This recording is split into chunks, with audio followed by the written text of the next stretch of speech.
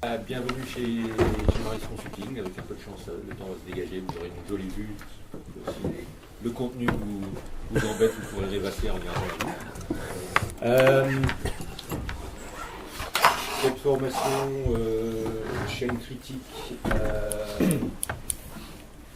connaît un succès certain. Je ne veux pas préjuger ce que je fais comme évaluation à la fin de la journée, mais la chaîne critique, pour moi, est quelque chose d'assez bizarre, assez lunaire dans le monde des approches d'amélioration de performance, dans le sens où nous, ce qu'on constate, c'est un incroyable engouement à tout niveau hiérarchique, depuis l'actionnaire, patron, etc., jusqu'à ceux qui exécutent. Et on essaiera d'expliquer pourquoi. C'est tout simplement parce que tout le monde y trouve son compte, tout le monde y gagne. Et c'est assez étonnant.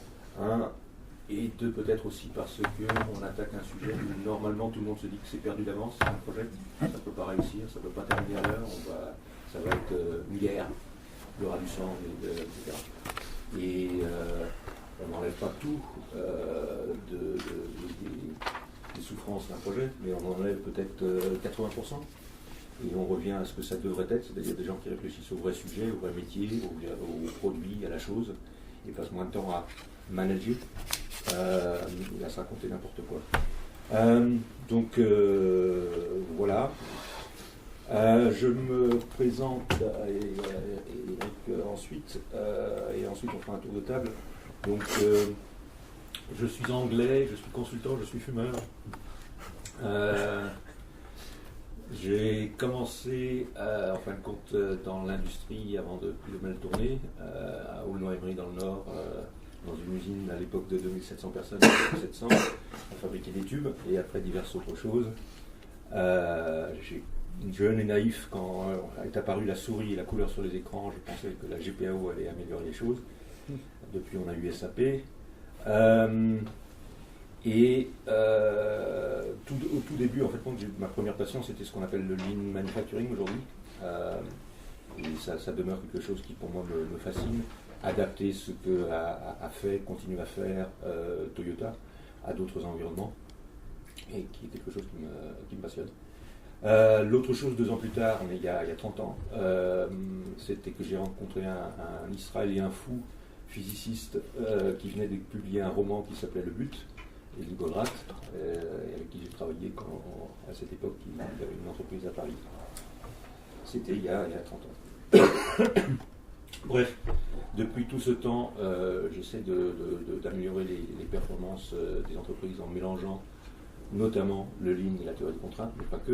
Bref, j'espère que ça sera clair rapidement. Je trouve assez désolant, et c'est surtout la faute d'ailleurs aux experts et aux consultants. On partitionne, on silote les idées, les approches entre de la théorie des contraintes, du Six Sigma, du lean, du TRIZ, des machins, etc., du agile. Mettez ce que vous voulez dedans. Tout le monde voit bien que les entreprises qui ont créé des systèmes qu'on admire, etc., ils ont picoré à droite et à gauche, ils ont construit selon leurs problématiques, leur culture, etc., ce qu'ils voulaient. Donc aujourd'hui, effectivement, on parle de chaîne critique, mais soyons clairs, vous en aurez des aperçus. Il y a plein d'autres sujets, y compris la manière traditionnelle de gérer des projets, du PMI ou autre que vous voulez, qui sont tout à fait légitimes, intéressantes et à faire. Mais le sujet aujourd'hui c'est chaîne critique, ça ne veut pas dire qu'on est exclusif là-dedans du tout. Voilà, je dirige Maris Consulting. La particularité de Maris Consulting, peut-être, c'est qu'on est très focalisé sur le monde des opérations.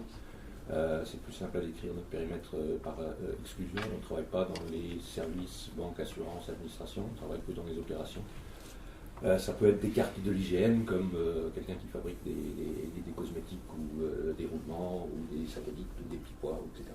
Voilà, mais c'est notre territoire de chasse.